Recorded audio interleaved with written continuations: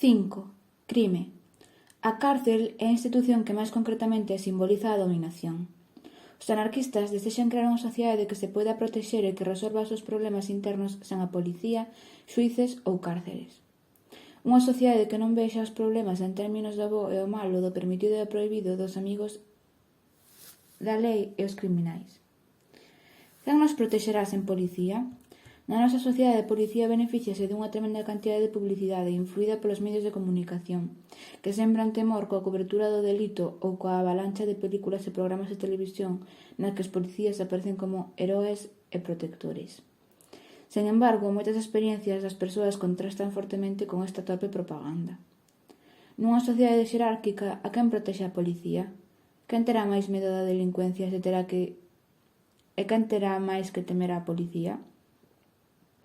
En algunhas comunidades a policía actúa como unha forza de ocupación. A policía e o crime forman as mandíbulas que se entrelazan nunha trampa que impide ás persoas escapar de situacións de opresión ou rescatar as súas comunidades da violencia, a pobreza ou a fragmentación. Históricamente, a policía non se desenvolve a partir dunha necesidade social de protexer as persoas da crecente delincuencia. Nos Estados Unidos, as forzas da policía moderna xurden nun momento no que o crimen xa estaba disminuindo. Polo contrario, a institución da policía xurdiu como un medio para dar á clase dominante un maior control sobre a poboación e ampliar o monopolio do Estado na resolución dos conflictos sociais. Isto non foi unha resposta ao crimen ou intento de resolvelo, ao contrario, coincidiu coa creación de novas formas de delincuencia.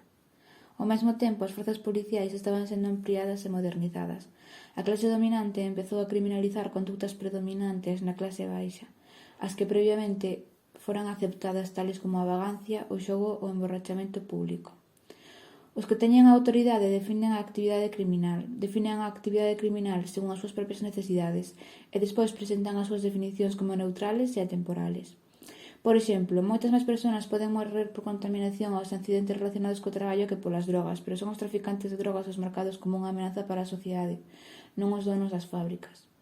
E aínda cando os donos das fábricas rompen a lei dunha maneira que mata a xente, non son enviados á prisión. Hoxe en día, máis de 2/3 dos presos en Estados Unidos están encerrados por delitos non violentos. Non é de extrañar que a maioría dos presos son xente pobre e xente de color, debido á criminalización da droga e a inmigración.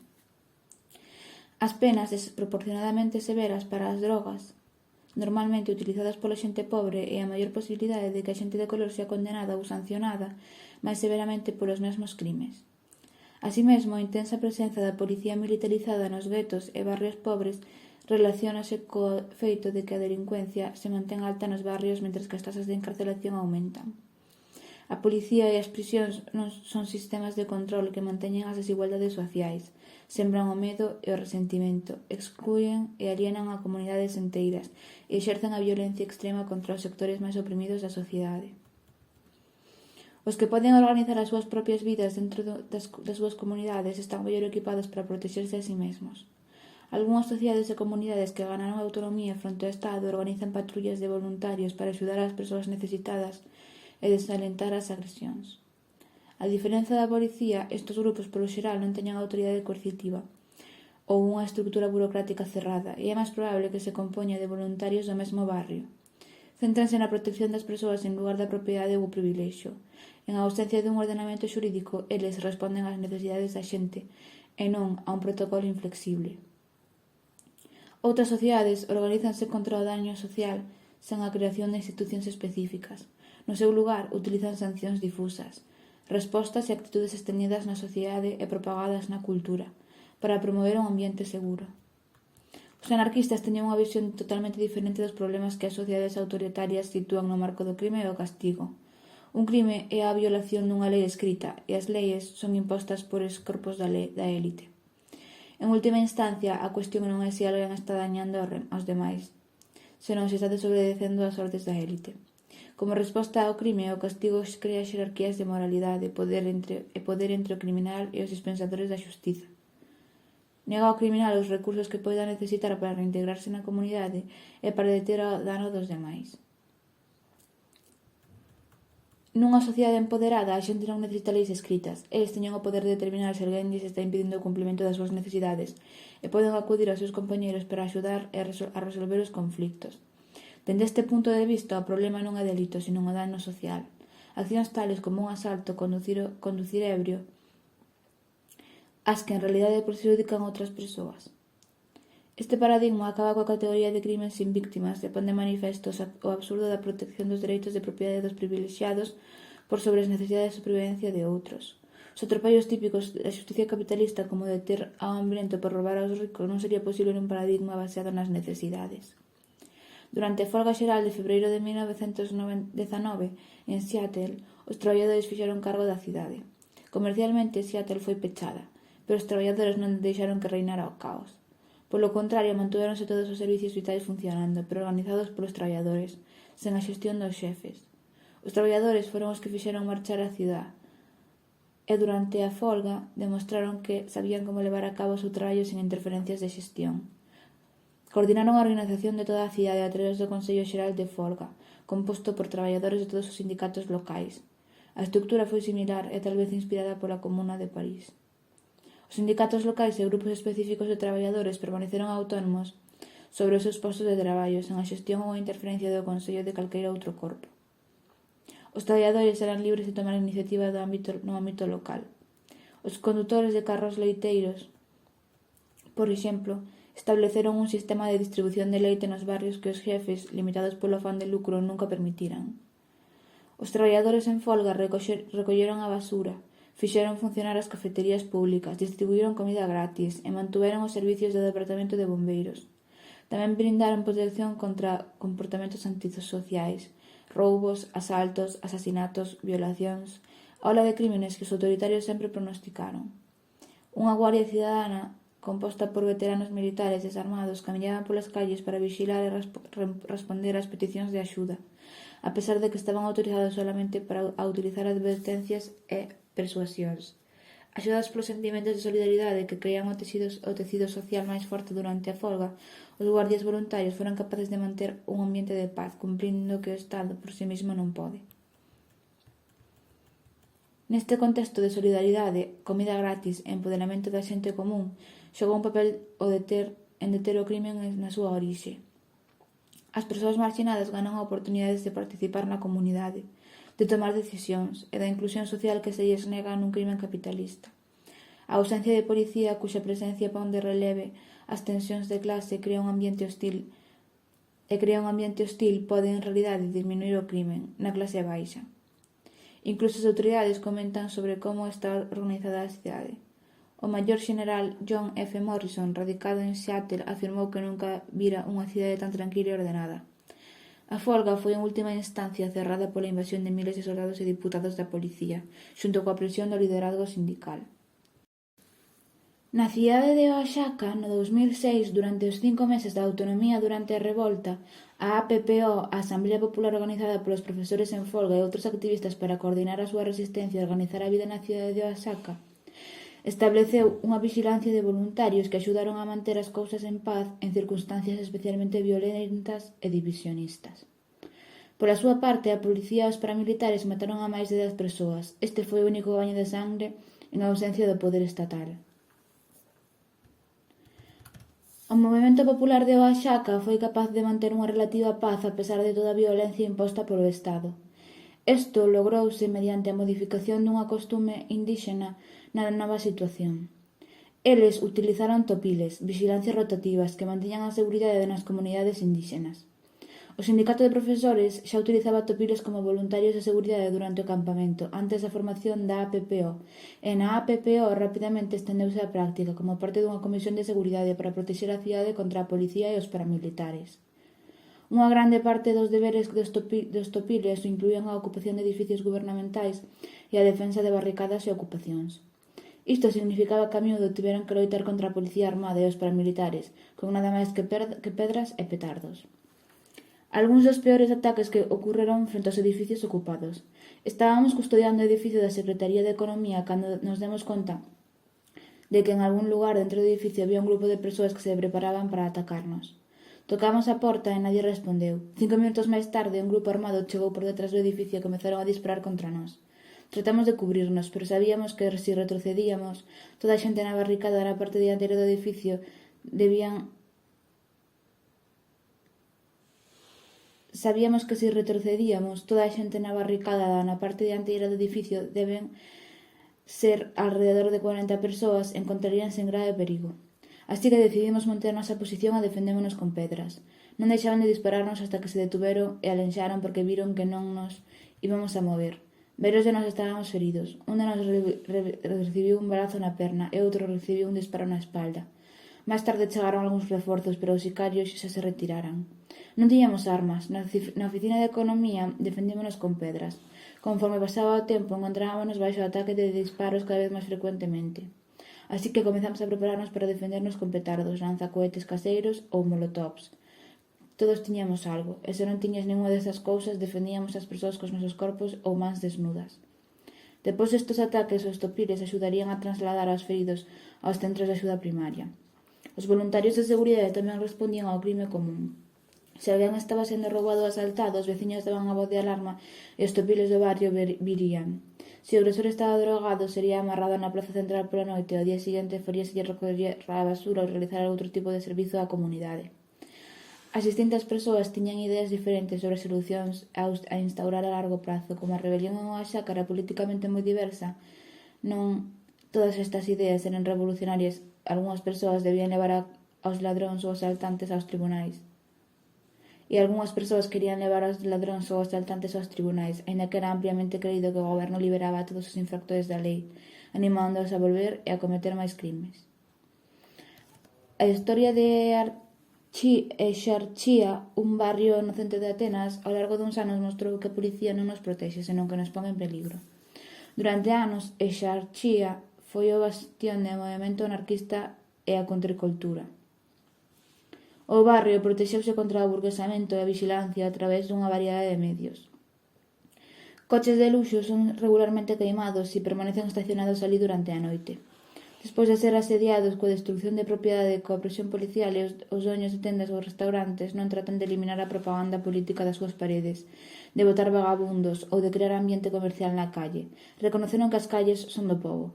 Os policías encubiertos que entran en Exarchia foron brutalmente golpeados en varias ocasións. Durante o período previo aos Xogos Olímpicos da cidade tratou de renovar a praza de Exarchia para convertila nun punto turístico máis que un lugar de reunión local. O novo plan, por exemplo, incluía colocar unha gran fonte e quitar os bancos. Os veciños comezaron a reunirse, chegando co seu propio plan de renovación e informando a empresa constructora que debían utilizar o plan local e non o plan do goberno da cidade. A repetida destrucción dos equipos de construcción finalmente convenceu a empresa de quen era o xefe. O parque renovado hoxe en día ten máis espacios verdes, bonitos bancos novos e ningunha fonte turística. Os ataques contra a policía en Exarchia son frecuentes e a Policía Armada Antidisturbios sempre está estacionada nas cercanías. Nos últimos anos, a policía volveu a carga no seu intento de tratar de ocupar Exarchia pola forza, mantendo unha garda alrededor das fronteiras do barrio, con grupos armados antidisturbios constantemente preparados contra un ataque cara aos policías. En ningún momento a policía foi capaz de levar a cabo as súas actividades de forma normal. A policía non patrulla o barrio a pé, e rara vez o fai en algún vehículo. Se entran, veñen preparados para loitar e defenderse a si mesmas. A xente pinta grafitis e coloca carteles a plena luz do día. É en gran medida unha zona sin lei, e a xente comete delitos cunha frecuencia e apertura asombrosa. Sin embargo, non é un barrio peligroso. Os crimes de elección son políticos, ou polo menos, sen víctimas, ao igual que o é fumar marihuana. É seguro camiñar por ali só pola noite, a menos que seas policía.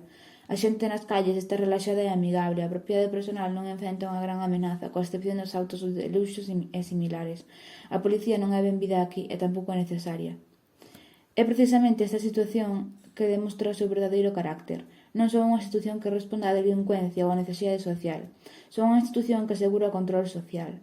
Nos últimos anos, a policía tratou de inundar a zona e o movemento anarquista, en particular con drogas adictivas como a heroína, alentado directamente a adictos a pasar o rato na plaza de Exarchia. Foi hasta que os anarquistas e outros veciños se defenderon destas formas de violencia policial e detuveron a propagación das drogas adictivas. Incapaces de romper o espírito rebelde do barrio, a policía recorreu a tácticas máis agresivas, adquirindo as características dunha ocupación militar. O 6 de decembro de 2008, este método produce a súa conclusión inevitable cando dous policías disparan a un menor de 15 anos de idade, o anarquista Alexis Grigopoulos, matándoo no centro de Exarchia. Ás poucas horas os contraataques comezaron e durante días os policías a través de Grecia foron golpeados con paus, pedras, molotov en un par de incidentes con armas de fogo. As zonas liberadas de Atenas e outras cidades gregas estánse expandindo e a policía teme desaloxar estas novas ocupacións porque a xente demostrouse a si mesmos como máis fortes. Na actualidade, os medios de comunicación están levando a cabo unha campaña de medo, aumentando a cobertura do crime antisocial, tratando de confundir estes crimes coa presenza de zonas autónomas. O crime é unha ferramenta do Estado, que serve para asustar a xente, illar as persoas e facer que o goberno pareza necesario. Pero o goberno non é máis que unha estafa. O Estado é unha mafia que ganou o control sobre a sociedade. E é a lei a codificación de todo o que nos roubaron. Os Rotunas son un polbo tradicionalmente sen estado que vive na isla de Rotun no Pacífico Sur, ao norte de Fiji. Segundo o antropólogo Alan Howard, os membros desta sociedade sedentaria son socializados para non ser violentos. As normas culturales promoven un comportamento respetuoso e amable cara aos nenos. O castigo físico é extremadamente raro e casi nunca ten a intención de facerlle dano ao mal comportado neno. En cambio, os adultos rotumanos usan a vergonza en lugar do castigo, unha estrategia que plantea nos nenos un alto grado de sensibilidade social. Os adultos avergonzarán especialmente os nenos que actúan como matóns nos seus propios conflictos adultos. Fan un gran esforzo para non facer que os demais se enfaden. Dende a perspectiva de Howard, como un occidental máis autoritario que o ve dende fora, dalle aos nenos un asombroso grado de autonomía. E, en principio de autonomía persoal, esténdese ao longo da sociedade. Non só os individuos exercitan a súa autonomía dentro dos seus fogares e comunidades, senón que os povos son tamén autónomos en relación o un co outro, sendo os distritos esencialmente unidades políticas autónomas. Os mesmos rotumanos probablemente describirían a súa situación con diferentes palabras, aínda que non podemos encontrar relatos de persoas. Tal vez poderían facer hincapié nas relacións horizontais que conectan os fogares e os povos, pero para os observadores criados na cultura euroamericana e formados na creencia de que unha sociedade só se mantén unida pola autoridade, o que máis destaca é a autonomía dos diferentes fogares e aldeas. Aínda que os rotumanos existen na actualidade baixo un goberno imposto, evitan o contacto e a dependencia de él. Probablemente non é coincidencia que a taxa rotumana de homicidios se encontra baixo o nivel de 2,02 persoas por cada 100.000 por ano, 3 veces menor que nos Estados Unidos. Howard describe o punto de vista rotumano respecto ao crime como algo similar ao de moitos outros povos sin Estado, non como a violación dun código ou estatuto, senón como algo que causa dano ou lastima a lazos sociais. En consecuencia, a mediación é importante na solución de controversias por medios pacíficos. Xefes e subxefes actúan como mediadores, aínda que os distinguidos anciáns poden intervir tamén en dito papel. Os xefes non son xuíces. E se non parecen imparciales, perderán aos seus seguidores, xa que as familias son libres de cambiar entre os grupos. O mecanismo de resolución de conflictos máis importante é a desculpa pública. A desculpa pública ten atribuída un gran peso e, según a gravedade do delito, pode estar acompañada tamén por ofrendas e rituales de paz. Disculparse correctamente é honorable, mentres que negar unha disculpa é deshonroso. Os membros manteñen a súa posición e estatus do grupo por ser responsables, sensibles á opinión do grupo e por resolver conflictos. Se algunhas destas persoas actúan como poderíamos esperar dunha sociedade basada na policía e o castigo, eles aíllanse a si mesmos e, polo tanto, limitan a súa influencia nociva. Durante 2 meses, en 1973, os prisioneiros de máxima seguridade de Massachusetts mostraron que a nosa sociedade os supostos criminales poden ser menos responsables da violencia que os seus gardas. Depois da masacre carceraria de 1971 en Attica e Centro de Atención Nacional no dramático fracaso do sistema penitenciario para corrixir e rehabilitar as persoas declaradas culpables de delitos, o gobernador de Massachusetts nombrou un comisario reformista ao Departamento de Correccións. Mentras tanto, os reclusos da prisión estatal de Walpole formaran un sindicato de presos. Os seus obxectivos incluían a protección de si mesmos dos guardias, bloquear os intentos dos administradores das cárceles para instituir programas de modificación de conducta e organizar programas para os presos de educación, empoderamento e saúde. Eles buscaban máis dereitos de visita, traballo ou voluntariados fora da prisión e capacidade de gañar diñeiro para enviar ás súas familias. En última instancia, esperábase poñer fin á reincidencia, exprisioneiros sendo condenados novamente para volver á cárcere e para abolir o sistema penitenciario en sí. Os prisioneiros negros formaron unha educación de Black Power e un grupo cultural para crear a unidade e loita contra o racismo da maioría blanca, resultando isto decisivo na formación do sindicato ante a represión dos gardas. En primeiro lugar, tiñan que poñer fin á guerra racial entre os prisioneiros, unha guerra alentada polos guardias. Os líderes de todos os grupos de prisioneiros xeneraron unha tegua xeneral, garantizando coa promesa de matar a calquera peso que rompera. O sindicato de prisioneiros era apoiado por un grupo externo de expertos en medios de comunicación, dereitos civiles e activistas religiosos, aínda que a comunicación entre os dous grupos era a veces obstaculizada por mentalidades proveedoras de servicios e de ortodoxos comprometidos coa non-violencia. Axudou que o comisario correccional apoiara a idea dun sindicato de presos en lugar de opoñerse de plano como a maioría dos administradores da prisión o faría. Ao principio da vida do sindicato de prisioneiros de Walpole, o director da cárcel intentou dividir aos presos poñendo na prisión un bloqueo arbitrario mentre os prisioneiros negros estaban na preparación da súa celebración de Kwanzaa. Os presos blancos xa tiveran a súa celebración de Navidade intacta. Os prisioneiros negros pasaran todo o día cociñando, esperando con impaciencia a visita de familiares. Nunha impresionante demostración de solidaridade, todos os presos se declararon en folga, negándose a abandonar as súas celdas ou traballar. Durante 3 meses sufriron palizas, confinamentos en solitario, fame, a negación de atención médica, a adicción aos tranquilizantes entregados polos gardas e condicións repugnantes como a acumulación dos excrementos e basura apiladas en e alrededor das súas celdas. Pero os presos negáronse a quebrarse ou dividirse. Eventualmente, o Estado tuvo que negociar. Estabanse quedando sin placas que os presos de Walpole normalmente producían e estabanse facendo moi mala publicidade coa crise. Os presos ganaron a súa primeira exixencia. O director da prisión veuse obligado a renunciar. Rapidamente gañaron demandas adicionais para ampliar os dereitos de visita, licencia, programas autoorganizados e a revisión e liberación daqueles segregados, ademais de observadores civiles dentro da prisión. A cambio, limpiaron a prisión e deronlle aos guardias o que nunca tiveran, paz.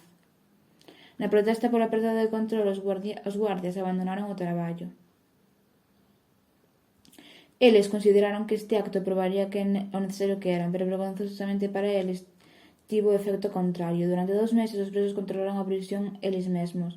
Durante gran parte dese tempo os guardas non estaban presentes nos bloques de celdas, inda que a policía estatal controlaba o perímetro da prisión para evitar as fugas.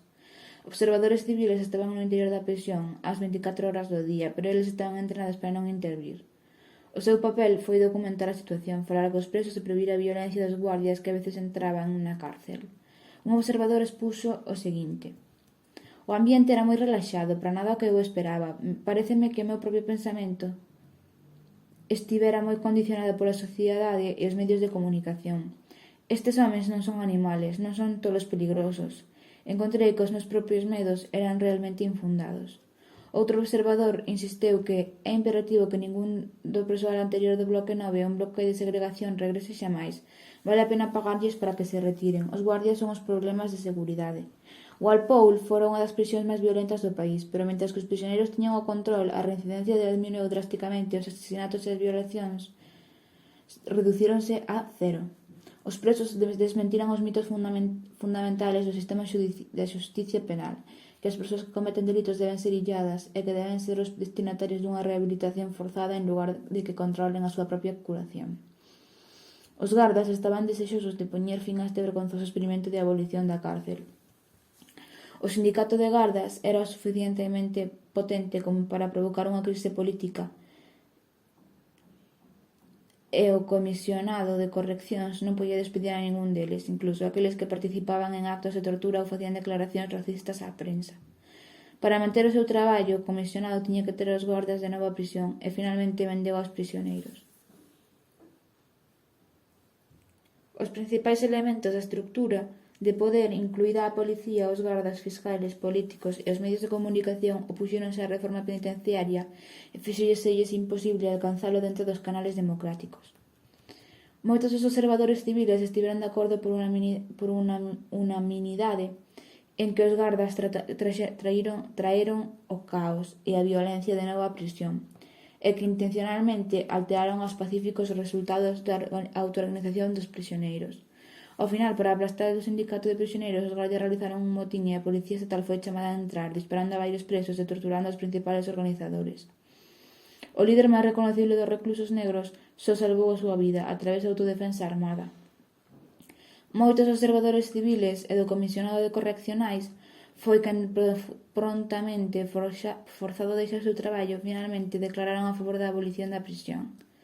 Os prisioneiros que se fixeron cargo de Walpole continúan loitando pola súa liberdade e dignidade, pero o sindicato de gardas terminou con maior poder que antes. Os medios de comunicación deixaron de falar da reforma penitenciaria, e así como escriben acerca da prisión de Walpole, agora en MCI Cedar Junction, nos depósitos aínda torturan e matan a persoas que merecen estar nas súas comunidades, traballando cara a unha sociedade máis segura.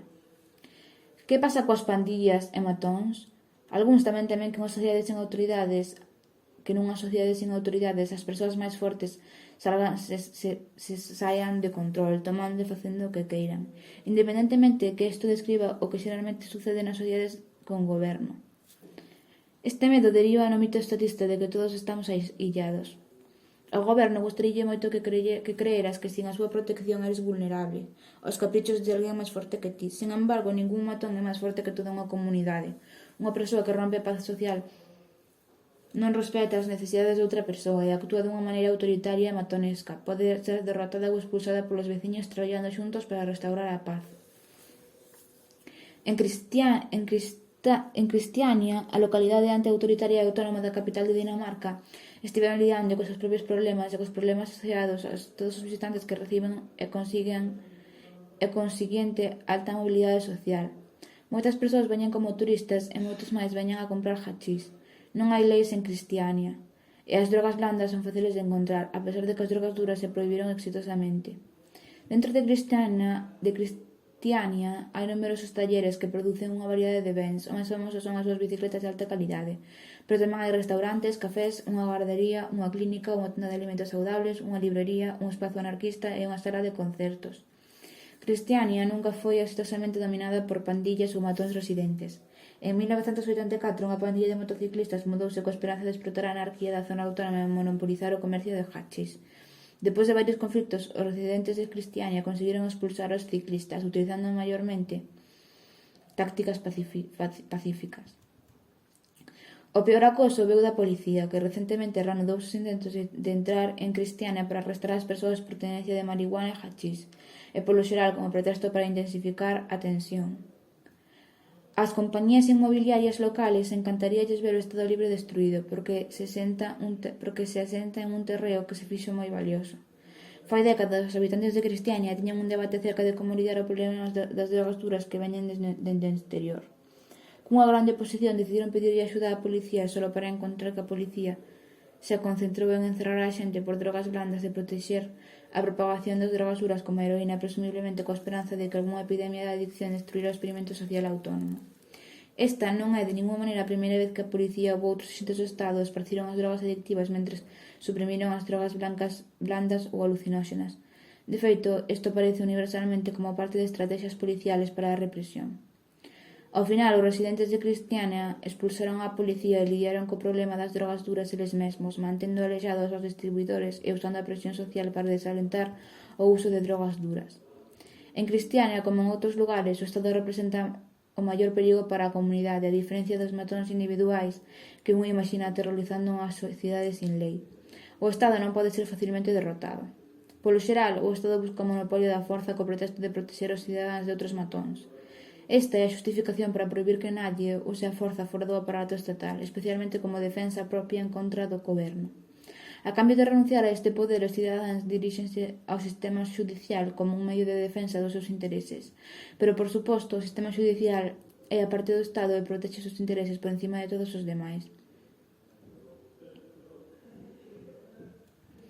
Cando o goberno trata de aproveitar un terreo para construir un centro comercial, por exemplo, vostede pode levar o asunto aos tribunais ou incluso leválo ante un consello da cidade, pero pode que te encontres falando con alguén que está a favor do centro comercial. O matón de tribunales non será xusto coas vítimas do acosador, e eles non van a simpatizar contigo se te defendes contra o desaloxo. Polo contrario, poránse na túa contra. Neste contexto, os que queren unha solución a menudo teñen que buscala fora dos tribunales. Unha dictadura militar tomou o poder en Argentina en 1976 e levou a cabo unha guerra sucia contra os izquierdistas, torturando e matando a 30.000 persoas. Os oficiales responsables da tortura e as execucións foron indultados polo goberno democrático que sucedeu á dictadura. As nais de da Plaza de Maio, que comezaron a reunirse para exixir un fin ás desaparicións e para saber que pasou cos seus fillos, foron unha forza social importante para por fin ao reinado de terror.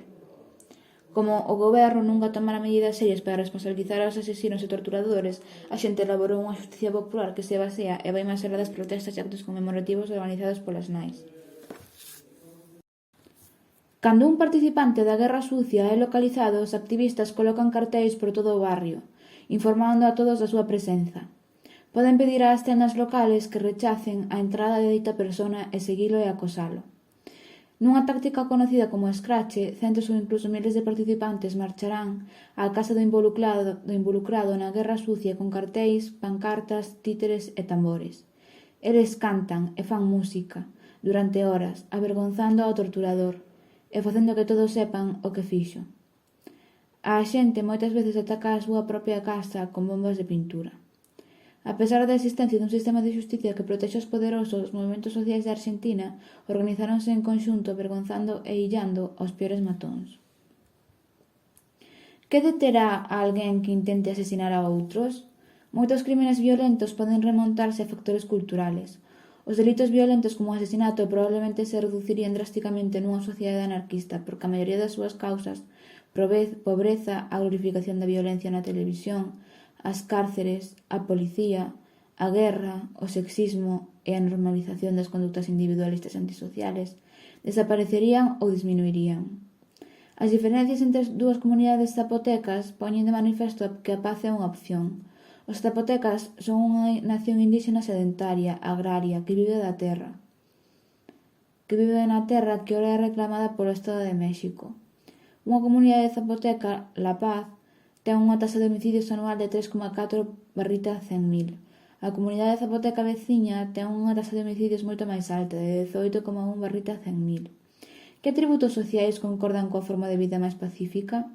A diferencia dos seus veciños máis violentos, a comunidade zapoteca de La Paz non golpea aos nenos en consecuencia, os nenos ven menos violencia e usan menos violencia nos seus xogos. Do mesmo modo, o maltrato á muller é pouco frecuente e non se considera aceptable. As mulleres son consideradas iguais aos homes e disfrutan de unha actividade económica autónoma, que é importante para a vida da comunidade, polo que non dependen dos homes. En canto á crianza, as implicacións desta comparación en particular foron corroboradas polo menos un estudio cultural cruzado sobre a socialización, o cal encontrou que as técnicas de socialización amables e cálidas correlacionanse con baixos niveles de conflicto na sociedade. Os semai e nos noruegos foron mencionados anteriormente como sociedades con baixas tasas de homicidios. Hasta o colonialismo, os semai non tiñan estado, mentres que en Noruega ten un goberno. A socialización é relativamente pacífica entre os semai e os noruegos, por igual. Os semai utilizan unha economía de regalos, no que a riqueza se distribúe uniformemente, mentres que Noruega ten unha das máis baixas desigualdades de riquezas que calquera país capitalista debido ás súas políticas socialistas. Unha similitude máis é a dependencia da mediación en lugar do castigo, a policía ou as prisións para resolver disputas. Noruega ten unha policía e un sistema penitenciario, pero en comparación coa maioría dos estados existe unha grande dependencia dos mecanismos de mediación nos conflictos moi similares dos que florecen en sociedades pacíficas sen estado. A maioría das controversias civiles en Noruega deben ser levadas ante os mediadores antes de que poidan ser levadas ante os tribunais e miles de casos criminales son tamén levados aos mediadores. No 2001 alcanzouse un acordo no 89% das mediacións. Así que, nunha sociedade anarquista, os delitos violentos serían menos comuns, pero cando ocurran, será a sociedade máis vulnerable? Despois de todo, un podería dicir incluso cando a violencia xa non é unha resposta social, os asesinos psicópatas aínda poderían aparecer de vez en cando. Basta dicir que unha sociedade capaz de derrocar un goberno dificilmente estará a merced de asesinos psicópatas solitarios. E as sociedades que non xurdiron dunha revolución, pero que gozan dun forte sentido de comunidade e de solidaridade, son capaces de protexerse tamén a si mesmas. Os inuit, cazadores-recolectores indígenas ás rexións árticas de América do Norte son un exemplo do que unha sociedade sen estado pode facer no peor dos escenarios. De acordo coas súas tradicións, se unha persona cometeu un asesinato, a comunidade perdonaríalle, facéndose reconciliarse coa familia da víctima. Se esta persona comete outro asesinato, será asesinada. Polo xeral polos membros do propio grupo familiar, polo que non haberá venganza ou causas de disputa. Os métodos punitivos do Estado para facer frente á delincuencia empeoran as cousas, non as melloran. Os métodos de restauración para responder aos danos sociais que se utilizaron en moitas sociedades sin Estado abren novas posibilidades para escapar aos ciclos de maltrato, castigo e danos que son moi familiares para moitos de nós. Que hai da violación, a violencia doméstica e outras formas de dano? Moitas das accións que se consideran crimes no noso goberno son completamente inofensivas. Algúns delitos como roubar aos ricos ou sabotear instrumentos de guerra en realidade poden reducir os danos. Así, un número de infraccións que se consideran crímenes non constituyen un dano social real. Destos, o asesinato foi moi popularizado, pero é raro en comparación con outros problemas máis comuns. A violencia sexual e doméstica están moi extendidas na nosa sociedade, incluso en ausencia dun goberno do capitalismo. A violencia continuará a menos que estas sexan atacadas especificamente. Na actualidade, moitas formas de violencia sexual e doméstica son comunmente toleradas. Algunhas son incluso alentadas sutilmente por Hollywood, a Iglesia e outras institucións da cultura principal. Hollywood a menudo sexualiza a violación e xunto con outros medios de comunicación corporativos e das rexións máis importantes glorifica a pasividade femenina e o servilismo. No discurso destas influyentes institucións, o severo problema da violación no matrimonio non se toma en conta, e como resultado moitas persoas ainda creen que un esposo non pode violar a súa muller xa que eles manteñen unha unión sexual contractual. Os medios de comunicación e as películas de Hollywood con regularidade retratan a violación como un acto cometido por un desconocido, xeralmente un extraño pobre e negro. En esta versión, a única esperanza dunha muller é ser protexida pola policía ou por un novio, pero en realidade a grande maioría das violacións son cometidas por novios, amigos e membros da familia, en situacións que caen á zona gris da definición da cultura principal, entre o consentido e o forzado. Con maior frecuencia, Hollywood foi un completo caso omiso do problema da violación, o abuso e a violencia doméstica, mentres que perpetúa o mito do amor a primeira vista. En este mito, o home gana por sobre a muller, e ambos cumplen con todas as necesidades do outro, tanto emocional como sexualmente, creando un lazo perfecto sen ter que falar de consentimento, traballar na comunicación e navegar polos límites emocionais e sexuais. A policía e outras institucións que teñen por obxecto protexer as mulleres da violación aconsellan as mulleres a non resistirse, por medo de provocar ao seu atacante, cando toda a evidencia e o sentido común suxeren que a resistencia miúde é unha das mellores opcións. O Estado rara vez ofrece clases de defensa personal para mulleres, mentres que con frecuencia procesan mulleres que matan ou firen aos seus atacantes en defensa propia. A xente que acude ao Estado para reportar ataques sexuais ou físicos debe soportar humillacións. Os tribunais poñen en tela de xuízo a honestidade e a integridade moral das mulleres que valentemente enfrentan públicamente o haber sido atacadas sexualmente. Os xuíces conceden a custodia do noso pai abusador. A policía ignora chamadas de violencia doméstica, incluso mentre o esposo golpea a súa muller. Algúnas normativas locais exixen á policía que arreste a alguén ou incluso a ambas partes implicadas nunha chamada de violencia doméstica. A miúdo, unha muller que pide axuda é enviada á cárcel. As persoas transexuais son traicionadas incluso con máis regularidade polo sistema legal, que se nega a respetar as súas identidades e a miúdo obliga a diferenciarlas con persoas de diferente xénero. As persoas transxénero da clase traballadora e os que non teñen fogar son sistematicamente violados polos axentes do sistema legal. Unha grande cantidade de abusos non directamente causados polas autoridades son o resultado de persoas que descargan a súa ira sobre aqueles que están debaixo na xerarquía social. Os nenos que tenden a estar na parte inferior da pirámide en última instancia reciben unha grande cantidade deste abuso.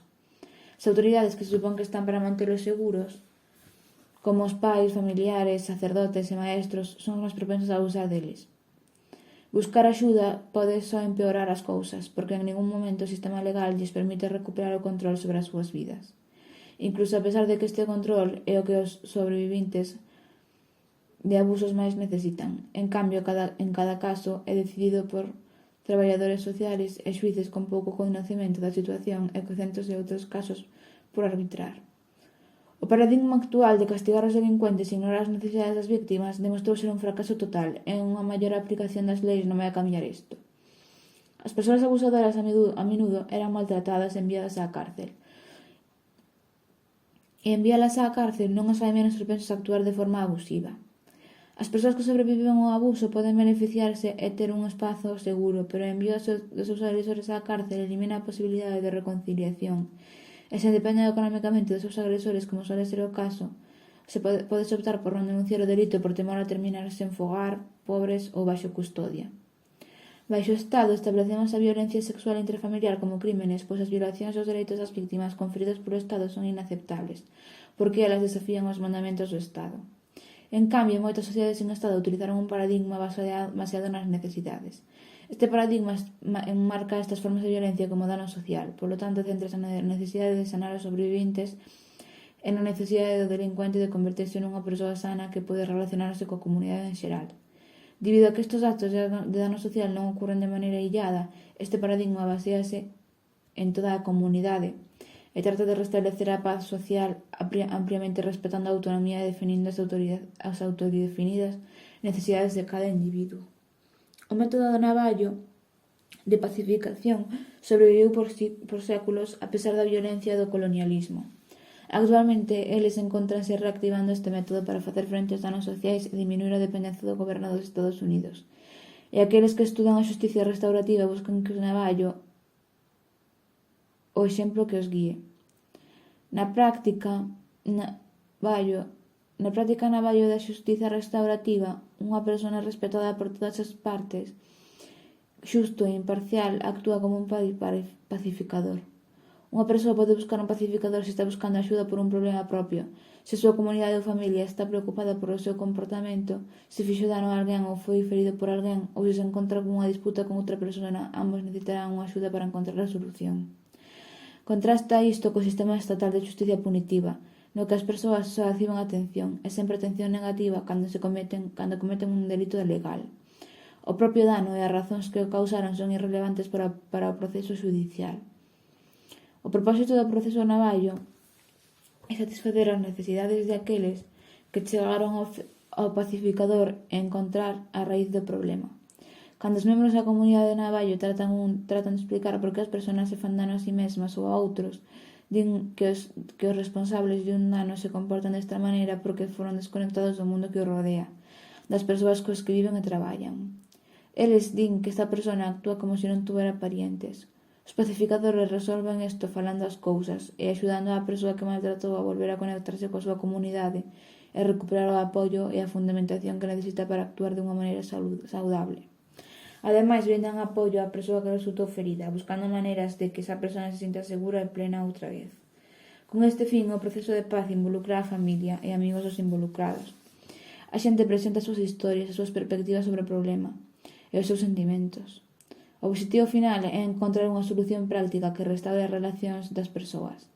Para axudar a isto, o pacificador ofrece unha homilia que a miúdo se basea en historias Navallo sobre a creación para mostrar como as figuras tradicionais ocuparon dos mesmos problemas no pasado.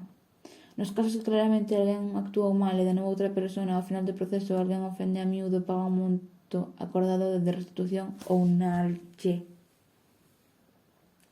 Sen embargo, o nallle non é unha forma de castigo, no espírito de ollo por ollo, senón máis ben unha forma de facer as cousas ben para que a persona que sufreu unha pérdida. 104 das 110 comunidades semiautónomas da nación Navallo actualmente designaron pacificadores e en moitos casos no pasado, membros de familias respetadas foron chamados para resolver os litigios nunha instancia non oficial. Critical Resistance é unha organización antiautoritaria nos Estados Unidos formada por expresos e familiares destes co fin de abolir o sistema penitenciario e as súas causas. Ao escribir estas líneas, o grupo está traballando na creación de zonas libres de danos. O propósito de unha zona libre de dano é proporcionar as ferramentas e a capacitación das comunidades locais para fortalecer e desenvolver a súa capacidade de resolver conflictos, sen a necesidade de policía, sistema judicial ou de industria carcelaria. As zonas libres de danos practican un enfoque abolicionista para desenvolver as comunidades, o que significa a construcción de modelos hoxe, que poden representar a forma en que queren vivir dende agora e no futuro. Coa construcción de relacións máis fortes entre veciños e a creación intencional de recursos comuns, a xente nun barrio pode manter alixados aos narcotraficantes, prestar apoio ás persoas que sufren adiccións, intervir en situacións de maltrato familiar, establecer guarderías e alternativas en contra de unirse a pandillas e aumentar a comunicación cara a cara. Outros grupos antiautoritarios, algúns inspirados neste modelo, comenzaron o arduo traballo da creación de zonas libres de danos nas súas propias cidades. Por suposto, incluso se non hai ningún tipo de crimen violento, un goberno capitalista racista encontrará igualmente excusas para encerrar as persoas, crear enemigos internos e castigar aos rebeldes. Sempre foron funcións do goberno, e hoxe en día moitas empresas privadas invirten no sistema penitenciario que se convirteu en unha industria baseada no crecemento. Pero cando a xente xa non depende da policía e as prisións, cando as comunidades xa non están paralizadas por dano social autoinfligido, é moito máis fácil organizar a resistencia. Ao longo dos Estados Unidos e outros países, as feministas organizaron un movimento chamado Take Back the Night para abordar a violencia contra as mulleres. Unha vez ao ano, un gran grupo de mulleres e os seus partidarios marchan a través dos seus barrios pola noite, unha hora que moitas mulleres asocian con un maior risco de ataques sexuais, para reclamar o seu medio ambiente e facer visible o problema. Estes eventos adoitan incluir educación sobre as causas e a prevalencia da violencia contra as mulleres. Algúns grupos, Take Back the Night, tamén ocupan da crecente violencia da nosa sociedade contra as persoas transxénero. A primeira marcha, Take Back the Night, levouse a cabo en Bélxica en 1976, organizada polas mulleres que asisten ao Tribunal Internacional de Crímenes contra a Muller. O evento ten moito de tradición de protesta de Walpurgisnacht, en Alemania, conhecida como a Noite de Bruxas, o 30 de abril, a noite antes de que empece maio. É unha noite tradicional para as bromas, disturbios e resistencia pagana e feminista. En 1977, as feministas alemanas involucradas no movimento autónomo marcharon en Walpurgisnacht, baixo o lema "As mulleres tómanse a noite". A primeira Take Back the Night nos Estados Unidos produciuse o 4 de novembro de 1977, no barrio rojo de San Francisco. Vermello de San Francisco. Tal acción é un primeiro paso importante para crear unha forza colectiva capaz de cambiar a sociedade. Baixo o patriarcado, cada familia está illada, aínda que moitas persoas sufren os mesmos problemas, ou sufren solos. Unha reunión para falar sobre un problema que foi indescriptible ou para reclamar un espacio público que se negou. As calles durante a noite é unha metáfora vivinte da sociedade anarquista, na que as persoas se reúnen para superar calquera figura de autoridade a calquera opresor. A violencia sexual afecta a todos nunha sociedade patriarcal. Ocorre nas comunidades radicais que se opoñen ao sexismo e a violencia sexual. A menos que estas se centren sinceramente en desaprender o conocimiento patriarcal, os autoprofesados radicales responden con frecuencia a violación e acoso e outras formas de abuso e violencia sexual co mesmo comportamento que é moi común no resto da sociedade, ignorando, justificando, negándose a tomar parte, dudando do respeto ou culpando ao sobrevivinte. A fin de combatir isto, os feministas e anarquistas en Filadelfia tomaron dous grupos. O primeiro, Philip Piset, traballa para apoiar as sobrevivintes da violencia sexual. Todo o traballo de Philip Piset realízase de maneira confidencial, a menos que o sobrevivente solicite o contrario.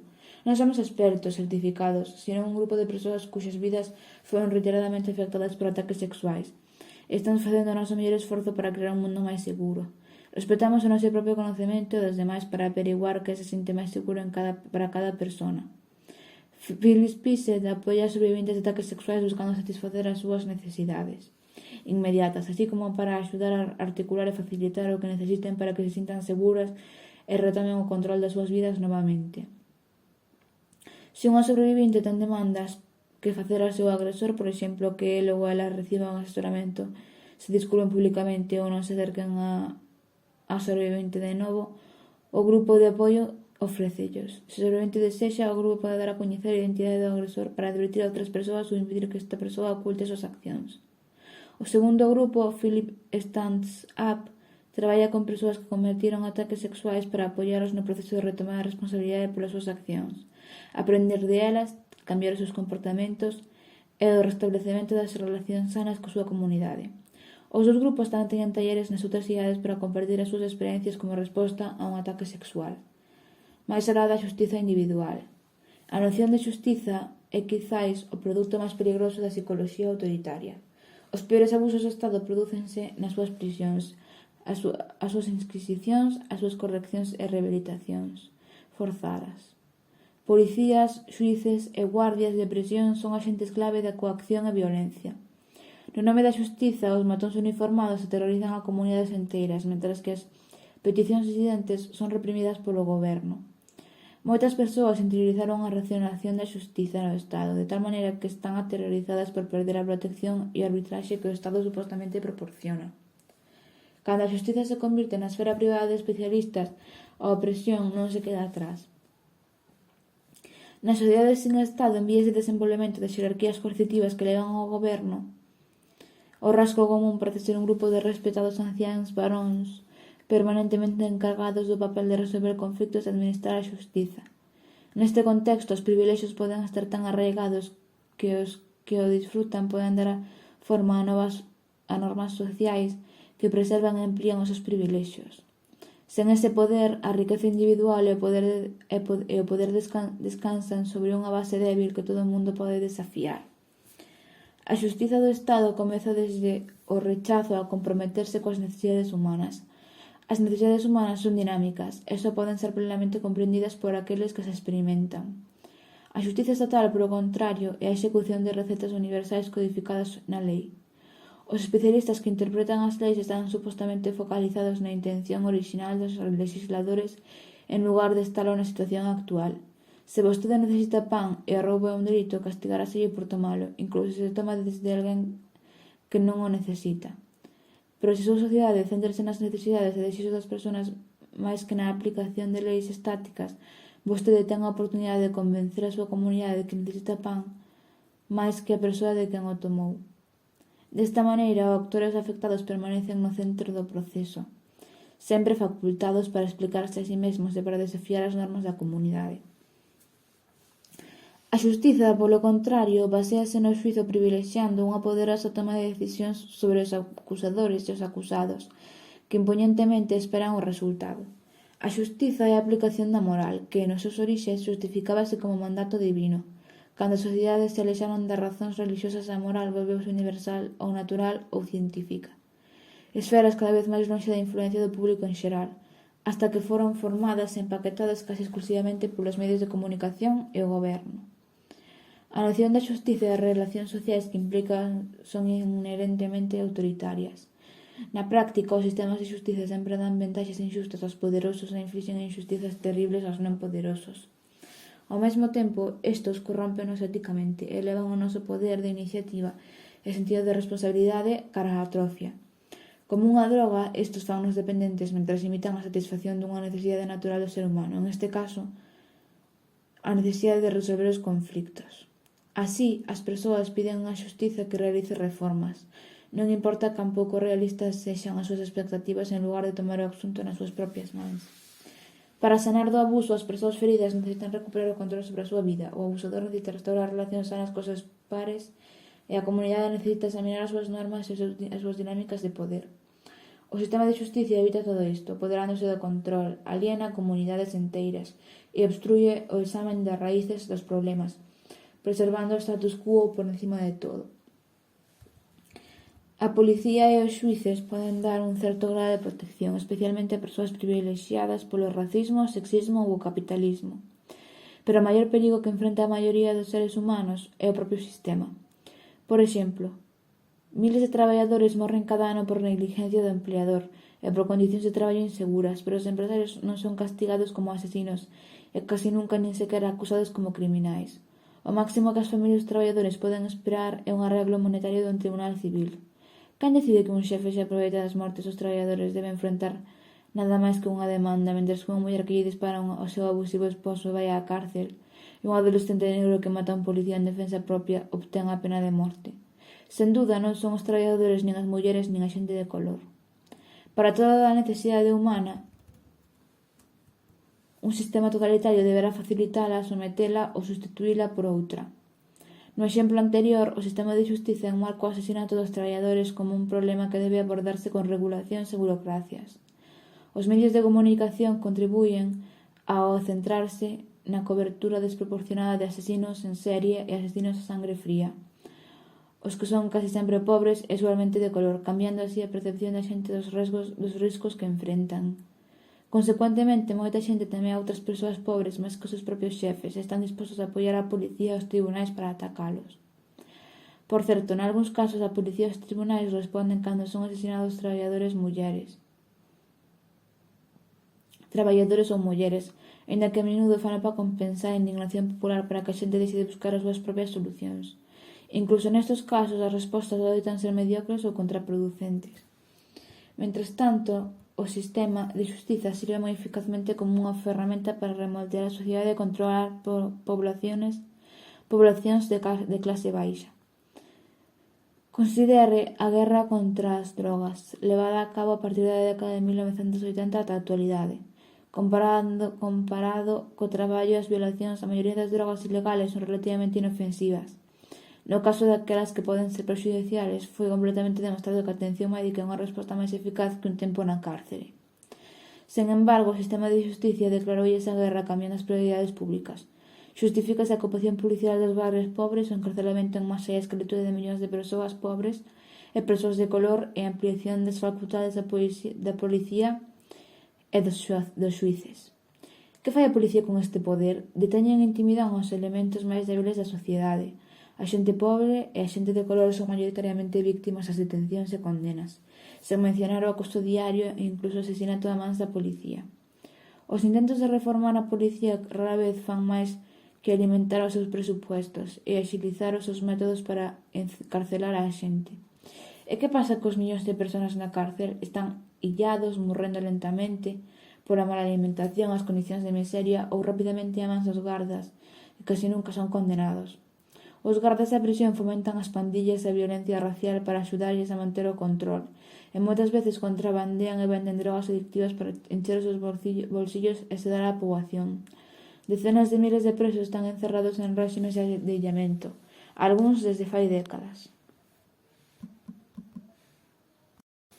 Innumerables estudos encontraron que o tratamento da drogadicción ou outros problemas psicolóxicos como un asunto criminal é ineficaz e inhumano. Demostrouse que maltratando prisioneiros e privándoos do contacto humano e oportunidades educativas aumentan a recidiva. Sen embargo, ante todos os estudos que mostran como poñer fin á delincuencia e reducir a poboación carcelaria, o goberno foi e fixo exactamente o contrario. Cortou os programas educativos, aumentou o uso da incomunicación, alargou as sentencias e reduciu os dereitos de visita. Por que? Porque a prisión, ademais de ser un mecanismo de control, é unha industria. Canaliza miles de millóns de dólares de diñeiro público ás institucións que fortalecen o control do Estado, como a policía, os tribunais, a vixilancia, a seguridade privada e proporcionan unha forza de traballo esclava que produce bens para o goberno e as empresas privadas. O traballo forzado segue sendo legal no sistema penitenciario e a maioría das prisións conteñen fábricas onde os presos teñen que traballar por uns poucos centavos por hora. As prisións tamén teñen o equivalente moderno da tenda, onde os prisioneiros teñen que gastar todo o diñeiro que logran reunir e que lles envían as súas familias comprando roupa, comida ou chamadas telefónicas, todo a precios inflados. O sistema penitenciario está máis alá da esperanza de reforma. Burócratas reformadores de cárceres anunciaron a abolición das prisións ou ben veñen a apoialas. Un burócrata de alto rango que dirixiu os departamentos correccionais xuveniles de Massachusetts e Illinois concluíu: as prisións son violentas, burocracias pasadas de moda, que non protexen a seguridade pública. Non hai maneira de rehabilitar a ninguén en elas. A instalación produce aquela violencia que require máis instalacións. É unha profecía autocumplida. As cárceres ofrécense como unha solución aos mesmos problemas que elas crearon. As institucións están deseñadas para facer que a xente se equivoque. Ese é o seu propósito latente. Estos son problemas que non deben resolverse con reformas ou cambios na lei. O sistema de xustiza estableceu as súas prioridades, organizou a súa legislación co propósito específico de contratar e abusar de nós. O problema é a lei mesma. A miúdo, as persoas que vivimos nunha sociedade estatista supoñemos que sen un sistema de xustiza centralizado que siga a legislación clara sería imposible resolver os conflictos. Sen un conxunto común de leis, todo o mundo loitaría polos seus propios intereses, o que resultaría nunha pugna perpetua. Se os métodos de facer frente aos danos sociais están descentralizados e son voluntarios, que evitaría que a xente tomara a xusticia polas súas propias mans? Un importante mecanismo de nivelación nas sociedades sin Estado é que a xente a veces toma a xusticia nas súas propias mans, especialmente cando trata con aqueles que en posicións de liderazgo están actuando autoritariamente. Cada un pode cumplir coa súa conciencia e tomar medidas contra unha persoa que percibe como dano á comunidade. E no mellor dos casos, isto pode empuxar a outros a recoñecer e enfrentar un problema que o estiveran tratando de ignorar. No peor, pódese dividir a comunidade entre aqueles que pensan que tal medida é xustificada e aqueles que pensan que é perxudicial. Incluso esta situación, sen embargo, é mellor que a institucionalización dos equilibrios do poder. Nunha comunidade na que cada un ten o poder de tomar as cousas nas súas propias mans, na que todos son iguais, a xente encontrará que é moito máis fácil falar das cousas e tratar de cambiar as opinións dos seus compañeiros que facer o que eles queiran ou causar conflictos ou actuar como un vigilante. A razón pola cal este método non se utiliza nas sociedades democrático-capitalistas non é debido a que non funcione, senón porque hai certas opinións que non deben ser cambiadas, certas contradicións que non deben ser abordadas, certos privilexios que nunca poden ser impugnados. En moitas sociedades sen Estado, o mal comportamento non é tratado por defensores de xustiza especializados, senón por todo o mundo, a través do que os antropólogos chaman sancións difusas. Sancións ou reaccións negativas que son difundidas por toda a sociedade. Todo o mundo está acostumbrado a responder á injustiza e ao comportamento dañino, polo que todo o mundo está máis empoderado e máis involucrado. Cando non hai un Estado para monopolizar o mantemento do día a día da sociedade, a xente aprende a facelo por si mesma e o enseña ao outro. Non necesitamos definir o abuso como un crime para saber que nos doe. As leis son innecesarias nas sociedades empoderadas. Existen outros modelos para responder aos danos sociais. Podemos identificar o problema como unha violación ás necesidades dos demais, en lugar de facelo como unha violación a un código escrito. Nós podemos fomentar a amplia participación social na resolución de problemas. Podemos axudar aos que se viron afectados a expresar as súas necesidades e podemos seguir os seus exemplos. Podemos responsabilizar a quenes danen a outros mentres que os apoyemos e demos oportunidades de aprender a restablecer as súas relacións de respeto coa comunidade. Podemos ver os problemas como responsabilidade de toda a comunidade en lugar de culpar a unha soa persoa. Podemos recuperar o poder para sanar a sociedade e romper o illamento que nos impoñen.